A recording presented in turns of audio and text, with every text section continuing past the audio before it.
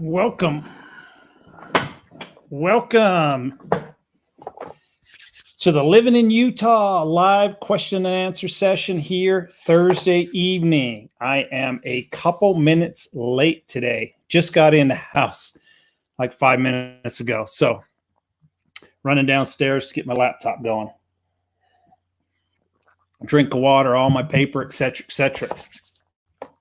So in Utah this week, we are sunny and dry. A little bit of rain overnight, actually. It's the first bit of rain we've seen in a few months. So that's much needed in this state right now with some of the wildfires that are going on in some areas. And the southern part of the state is getting hammered with rains.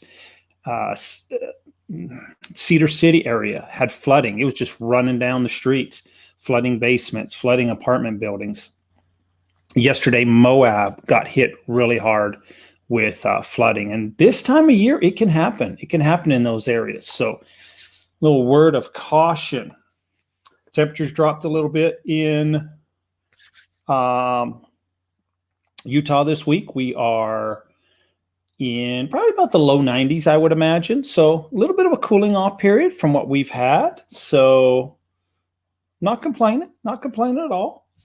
Some of the things going on in the state of Utah, as we were talking about the flooding everything down there towards Cedar City, Moab area, places like that. We had a very bad traffic accident, and it's about 20 car pileup, and there were some fatalities. I don't remember exactly how many people were involved. Hello, welcome. I don't remember how many fatalities exactly we had, but that particular area, if you are new to the state of Utah, let me share a map with you. So weather's, it doesn't happen as much in the summer months. You can get sandstorms that come across, and that's what happened in this case. Visibility was almost non-existent. But this whole area, when you get out of probably when you're leaving Provo-Orem area down through Fillmore, as you start climbing into the Beaver area, that is a higher elevation, and we have a lot of problems during the winter months. The snow-packed roads, a lot of slide-offs. A couple of years ago, I remember heading down there during the winter months, and it was smooth sailing all the way till I hit that area. And probably about every 200 feet, there was a car slid off, semi sliding off the road. It can change in an instant in that area. The elevation goes up, they get the storms coming through, and the roads can be treacherous. So it is an area that you have to be cautious with, plan ahead. There has been some times that if we're heading down to Vegas or Arizona or somewhere like that driving, and we see a storm come in during the winter months, we'll actually try to get ahead of the storm and at least get past the Beaver area and stay somewhere past that area, possibly try to get to Cedar City. It's tragic. So yes, Claudia, eight people passed away. Yeah, I thought it was 6. But yeah, 8 people. Tragic accident. So, it's an area of the state that you have to be careful with. You definitely have to be careful with. So, just have a look out. A couple other things are happening. Well, this is going to be happening national. So we've got the eviction moratorium ending on the 31st of July. No more extensions, but the president has asked Congress to extend it. And there's a lot of controversy on that. What will happen? You know, what's going on? And my prediction, I think you're going to see some landlords sell. I think some people it's just the one thing that pushes them over the edge, a little bit tired. So I think you're going to see some sell. It's going to take some time. The courts are going to be backed up for months, maybe years, trying to handle all the eviction proceedings. So it won't be next week all of a sudden everybody's thrown out. It's got to go through the legal process in just about every state. And in Utah, that could take, before a case is even heard, maybe 30 days, maybe longer if there's quite a few cases. I don't think it's going to affect Utah a lot. Utah has a lot of money to give out for rent assistance if people will just apply for it. I actually have someone myself that has been applying for it and just got money again here in July. And they said that the state still has funds available. You just have to submit the paperwork and they will take care of the rent. So the state has money under this program. I think some of that came from the COVID relief package. I don't know if the state of Utah chipped in some money. Not 100% certain on that. Every Thursday. That's correct, Trev. I have not missed a Thursday. And it's been a challenge sometimes. We had presidential debates going on some nights, Thursday night football going on. Now it's a little quieter. So, Mr. Z, I took the front runner from Layton to Provo last Saturday. Is that your first time on the front runner? I love the front runner train. So for people who are outside of the state, the front runner train is a above ground train that runs currently from Ogden, Utah to Provo, Utah. It's a great way to get to areas. I like the front runner train. We take it from time to time. So yes, definitely. The train ride, I saw a homeless camp before Salt Lake Central. Trash was everywhere. It's pushed back far behind the gateway. Okay. Maybe that's where some of the people went to. So we had a homeless problem at Pioneer Park. And it might have been about a year ago. They brought in law enforcement agents from all over the state. This huge blitz. City workers to clean up the homeless camp and basically raided the place and issued tickets, et cetera, and so that might be one of the places they have moved to. I haven't been on the front runner train in a little while. Yes, first time, only $2.50 one way. Great. Yeah, it's a great way. Quite a few people will commute for work that way. They have Wi-Fi on the train, so you can sit back on the internet. Basically, let someone else do the driving. It's a great way to go. It's a great way to travel. And I would say it's 100% safe. I don't hear about any issues. We have what we call the UTA police. So UTA runs, Utah Transit Authority runs the train system. And they have their own police force. And they also have UTA employees on the train. So between both of them, they do a great job of policing it very, very well. So it also has air conditioned. Yes, it is air conditioned. Yes, air conditioned and heat. So they do a great job. So I was taking it back one time and I didn't realize what had happened. But we got to an area and we stopped and they're like, everybody's got to get off the train. I thought the train was broke. So they brought UTA buses and they bussed us to like the next train station. And then we got on a front runner train again and we continued. And we come to find out later that night that somebody had committed suicide on the rail line. So there was a police investigation going on. So they were bussing people around the site. Did a great job. Amazing job. We just got there and there's buses waiting. We all got on buses and took a little bit longer, but fantastic job. Hats off to the people at UTA. I think they do a great job. There is talk of expanding the train to Logan, Utah. So they are, I believe there are areas north of Ogden, Utah that they are right now purchasing land and working on some of that infrastructure. So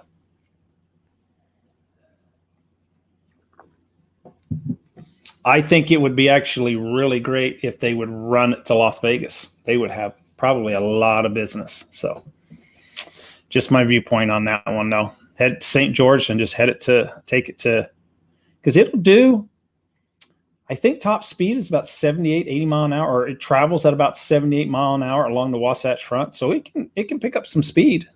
So All right, Mr. Z. And you can take a bicycle. That's correct. So you can take your bike, put it on the train, get to your destination, pick up your bike, take it out the train, and off you go. Many people do that. You'll see quite a few students going to like the University of Utah, BYU, Weber State University, that take the train and bike combination to get around town. Correct. So in the state of Utah, we are in a drought. So the governor is trying to come up with a plan to reduce water consumption, save water, et cetera, et cetera. And one of the things he is talking about is called a turf buyback program. And that's something that I am really excited to hear, learn more about, and hopefully it succeeds. It has been a pet peeve of mine for many years. You will notice that businesses that have been built in probably the last 20-25 years, new construction, in most cities throughout the state of Utah, are required to put in 10% landscaping. So you'll go to like a new Maverick gas station, a new 7-Eleven gas station. You see all this grass and hills and trees. That's a requirement with most cities and counties. And for years, I always thought it was a waste. Why are we wasting this water on this landscaping project when we could go 10% desert landscaping? And I personally think it would look just as nice. So I'd love to have your opinion. Would you rather have grass or not matter? I'm sure most of the businesses would like to turn it into maybe more parking, more features for their customers, et cetera, et cetera. But so now the governor's talking about trying to get businesses to tear out that grass and water and put in desert landscaping so we do not use as much water. So very pleased to see that initiative. I hope it comes true. And it also comes for individual homeowners. So a friend of mine, he already had an RV pad on the side of his house. He put a shed in his backyard and had the idea, well, he was just going to concrete all the way back to the shed. Applied at the local city, and they said no. Only a certain percentage of your property has to be landscaping, grass, etc. And he goes, I'm going to take grass out. I'm going to save water. We're doing all this professionally done. Nope, he could not get the permit to allow him because his acreage size with the house and what the concrete he had, he was maxed out. So I just shook my head on things like that. Like, we're trying to take out grass, save more water, et cetera, and could not get permission to do that. So hopefully that will change here soon. Dylan, have you heard of the Utah family vloggers called 8 Passengers? I have not. That's the first time. Very first time. I am not familiar. Utah family vloggers. Okay. So the governor,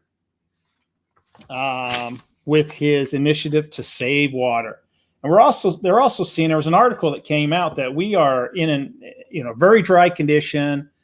Fire season is upon us, but they are finding this year that with the conditions that the fires could just take off, they are finding that we have fewer wildfires this year than last year and the year before. So, it's great news. I'm hoping that some of this is due to some of the residents being more careful. There was just an instance in Weber Canyon last weekend. An individual pulled off the road to do some target shooting and started a huge blaze. Luckily, he stayed, called for help, got the fire department out there really quick before the flames could reach any houses up there. So it saved the houses. They had planes in there dropping fire retardant, water, all fire departments up there. But I think if he would have taken off, maybe before you could get, maybe it'd been too late and you might have lost some homes, possibly. Who knows? but it's very, very dry out there. You can easily create a fire. Any more questions this evening? It's a quiet night tonight. Last week's was very interesting, so went quite long, and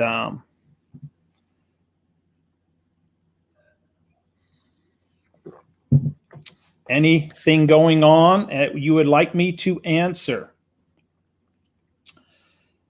Like I say, the eviction moratorium, I don't think is going to help our housing very, very much. I think that we'll have very few, if any, that hit the market. Very, very few. So I hope all is well. Well, it has not been the greatest a week for me. I had to go to a funeral this week. I went to a funeral this week. A friend of mine passed away. He was only 50 years old, and I've been depressed all week about it.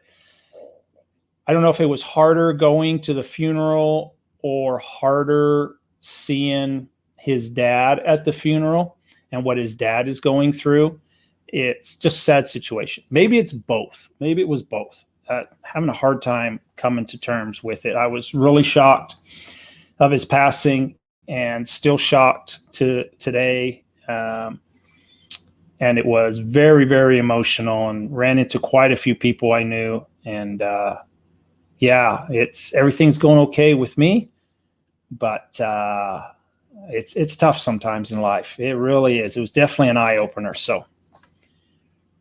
Hi, can you convert commercial property into residential? You sure can. You have to go to the Planning and Zoning Commission for approval. So you can change zoning, or you can apply to change zoning. There's no guarantee that they are going to allow it. But yes, by all means, you can apply to change zoning codes. Residential, commercial, residential, et cetera.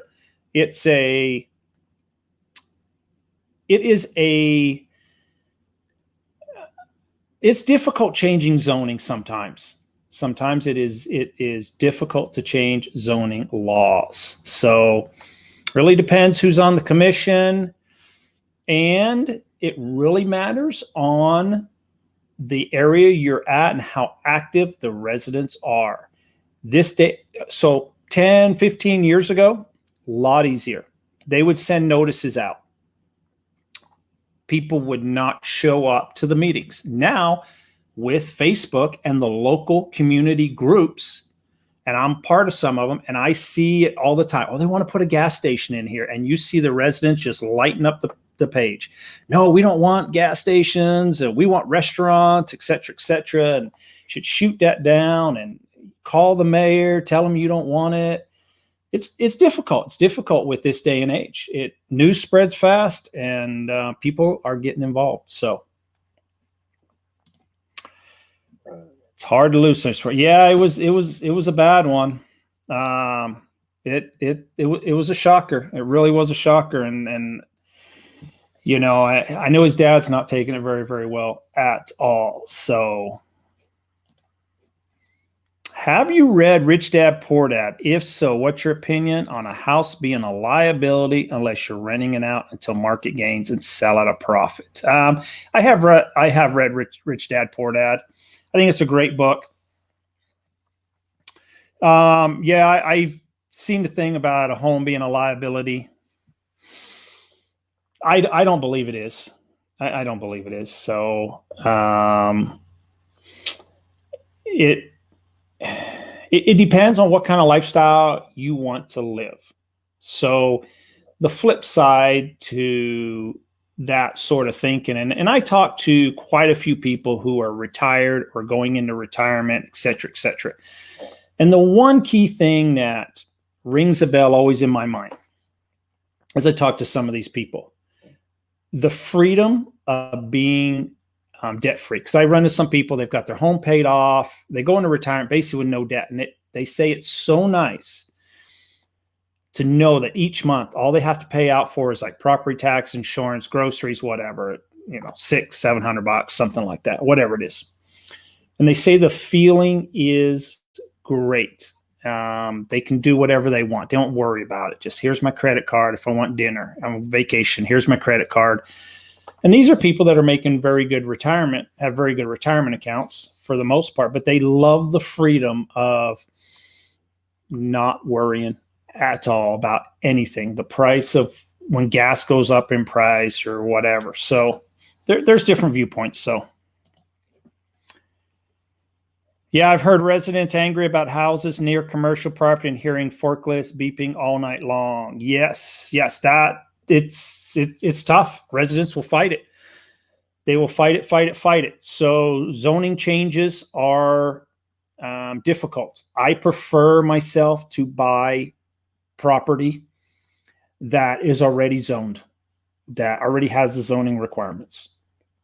So if it's already zoned and they allow it in their city master plan that they allow that kind of business, et cetera, there's not a whole lot that planning and zoning can say, because you're not changing zoning laws. So they can only say, we want this particular color of building, or we want landscaping, and we need parking, and we need fire, and et cetera. You might have to jump through some hoops with design, et cetera. But and there's some investors, and I know some investors, they look for some homes in Salt Lake City, a home that sits on maybe 1 acre, but they study the zoning laws and they realize they could put a 4-plex on it, 6-plex, 8-plex, because it's already zoned. So they'll buy that house for top dollar most of the time, just to tear the house down to put 6 townhomes on it, or a 4-plex or an 8-plex, and already know it's already zoned for that. So he's not saying never buy a house, but use the profits from your assets, call them to pay for it. Yeah, correct. Yes. Yeah. And I'm well aware of that there. Yeah, definitely. All right. TM, I'm buying an office in Clearfield on State Street on 1/2 acre land. Can I build a house way back behind the office? Well, if it's zoned commercial, the whole property is zoned commercial. I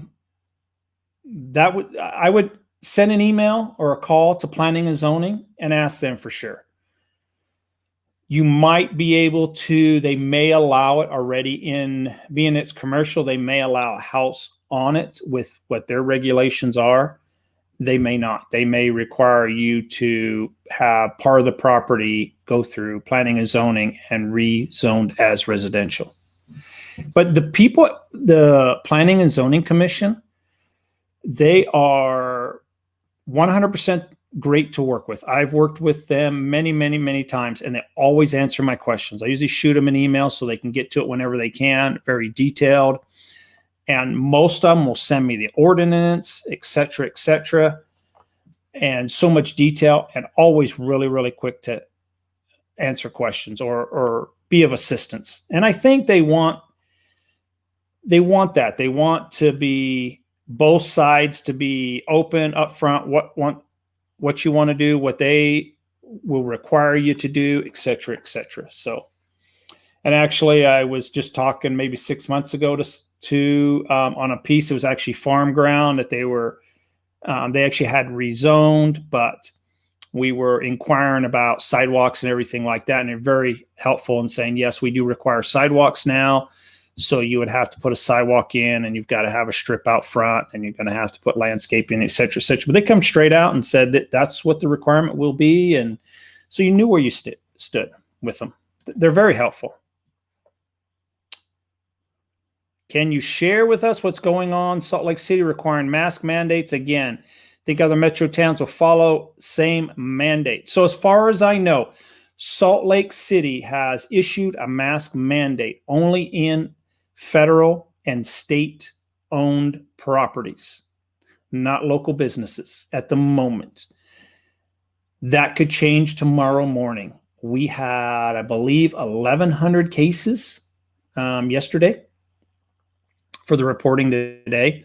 I noticed that Las Vegas has gone to a mask mandate. So state of Utah, maybe Salt Lake City may go to a full mask mandate. I don't know. It could literally change maybe tomorrow morning. So, but right now, I believe it's only state-owned property that you would have to have a mask. So, and that's a good question too. The liquor stores are owned by the state of Utah. So I do not know if they're going to require a mask at the liquor store. So, and that would be, like a commercial type of business, open to a lot of people. So currently in Michigan, if I find an opportunity in construction, engineering, I'll definitely make the move. Just worried about the cost of living being too high compared to Michigan. Any advice? Well, I do not know the Michigan area, but I would bet that our cost of living is probably higher than what it is in Michigan.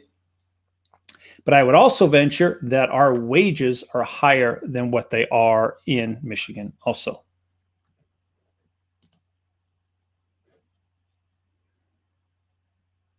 If you know a quadplex house that would be easy to rent out, let me know. Yeah, you don't come across a lot, and pricing is very, very high.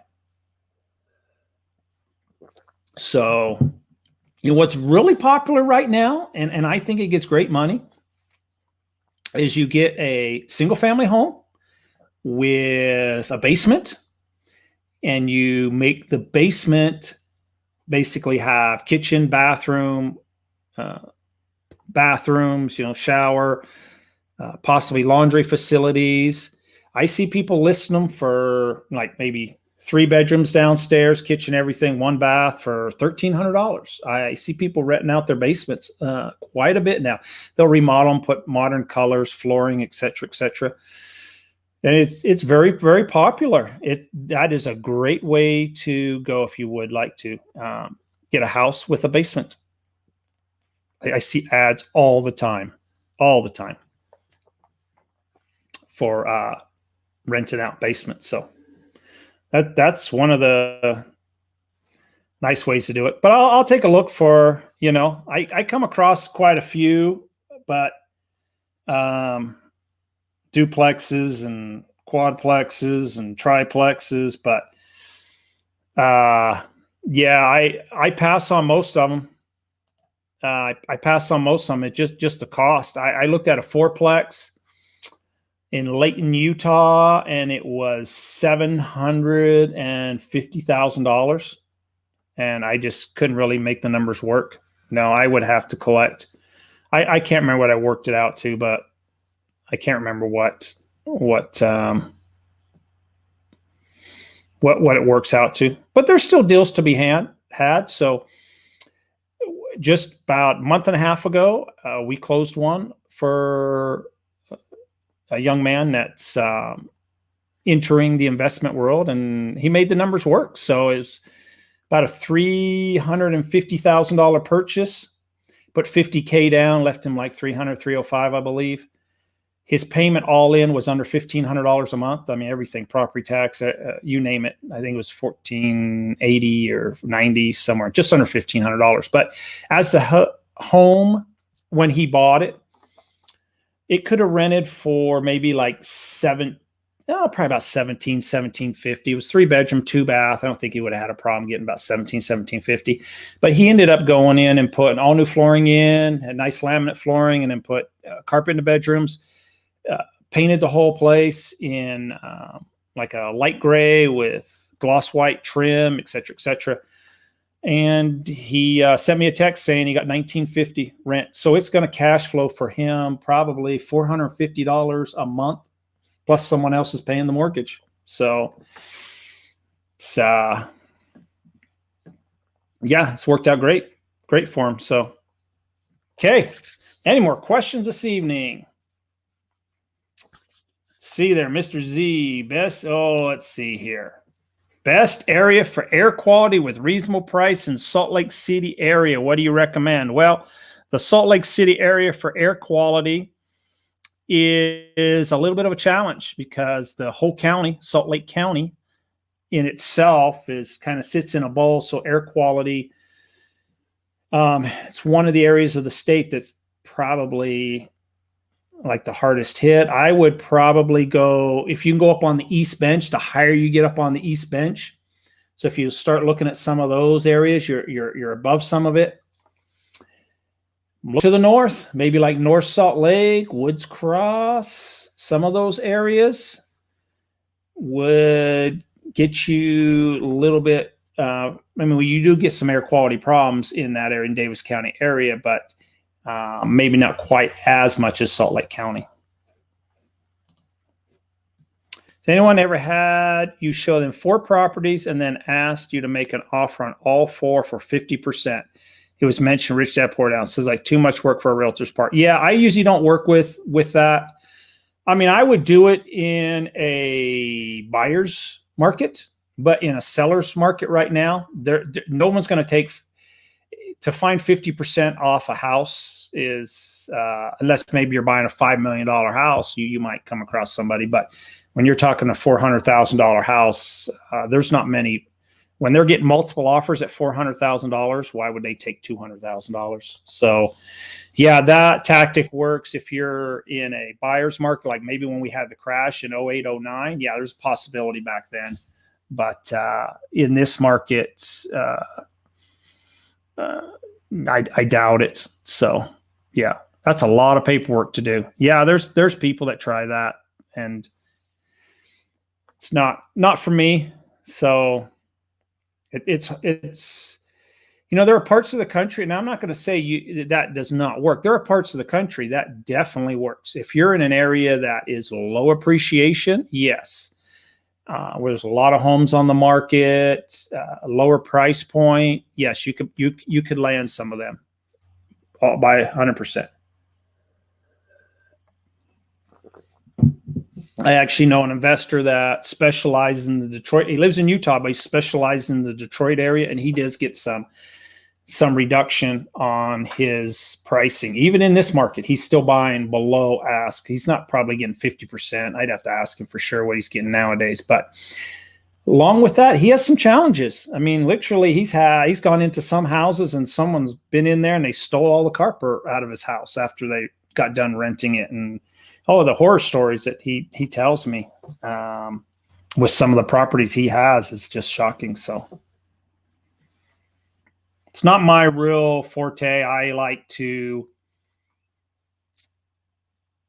a person that likes to be hands-on. So I like to have properties in a local area, although I've got properties from Las Vegas all the way up to Idaho, up by Island Park. So, but I'm the one that likes to knock on the door, see what's going on. That's how I operate. And I was just actually today at the fourplex that I have.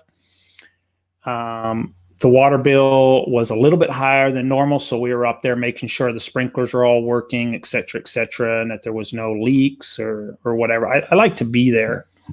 People got concerns, so wanted to address those concerns. Just make sure everything was going perfect. And I find that when you do that, you have better communication. They usually let you know when there's issues with the property. And I don't collect the rent on those. I have a property manager that does on that particular property. But on homes that I have that I collect rent, usually find most people will pay on time. If not, and you're there periodically, they'll usually, work with you or something. Say, hey, I just can't make it today. Can I pay 75%? And then next Friday I'll get caught up. And it seems to work pretty good. Okay. Any more questions this evening before we call it a night? Anything else going on? Someone is taking too many baths. Washing dishes by hand. No, I think that we couldn't find anything. We ran all the sprinklers. The water bill does go up at that place during the summer months. The water is, the grass uses culinary water. So during the summer months, we do have a higher water bill, but we only run the stations for very little. Now we've got it down to just a couple days a week because of the drought situation. But we just went up there to make sure that there was no standing water on the grass, like we had a leak. And also we ran the sprinklers just to make sure that the valves were shutting off and not sticking on and just running for an hour or two, and we couldn't find anything. But couldn't find anything, and we pulled the records from last year on consumption. It was about the exact same. So we think we're good. But they had concerns, so I went up and dressed. I wanted to, if I did have an issue with the sprinklers or something, and replace the valve, whatever I got to do for the long term of the property, I was willing to do it. Any more questions this evening before we call tonight? Quiet night tonight. Okay, I am going to end it tonight. I will be back again next week. Thank you.